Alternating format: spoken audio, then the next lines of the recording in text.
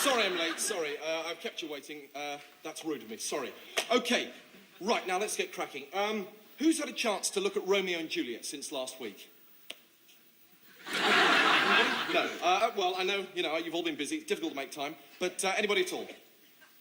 No. Okay, good. Right, so you're all coming to it fresh. That's probably better, in fact. Well done. Good. Right, now, first of all, this is Mr. Lewis. He's just popped in to see how we're all getting on. Just ignore him.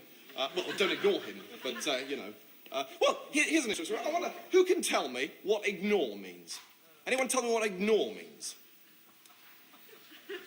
Nobody. Right. Okay. Ignore means not to pay too much attention to something, not to be all that... Tony, wake up. Thanks. Not to be all that bothered by something.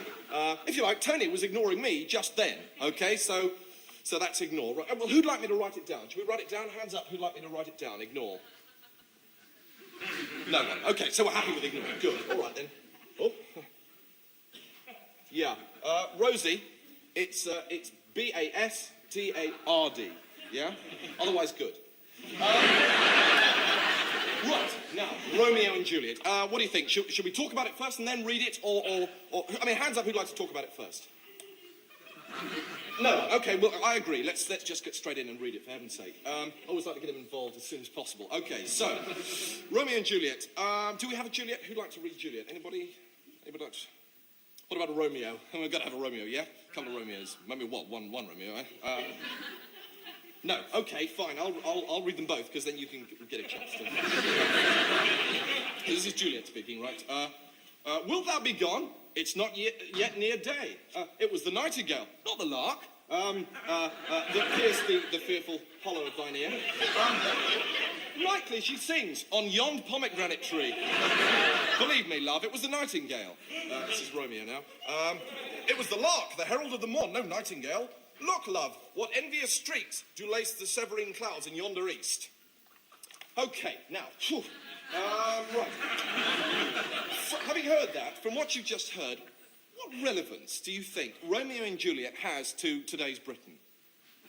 Who thinks it's got any relevance at all? No one. Okay, right. So we think it's irrelevant, do we?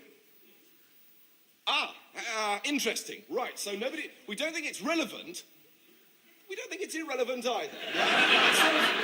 It's sort of in between, yeah? It's in kind of a grey area. Now, it's interesting. Good, well done.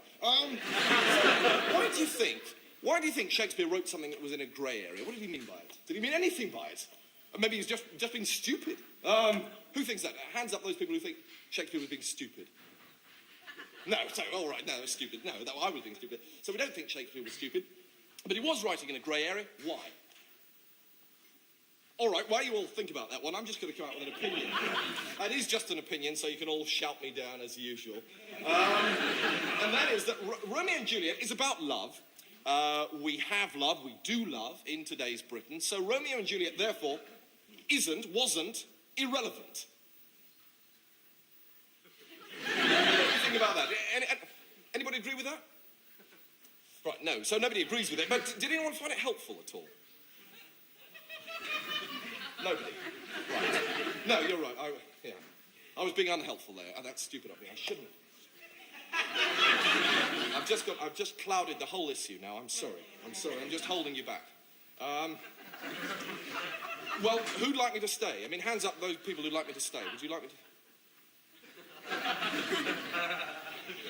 No one. Right. No, I agree. You're right. I'm sorry.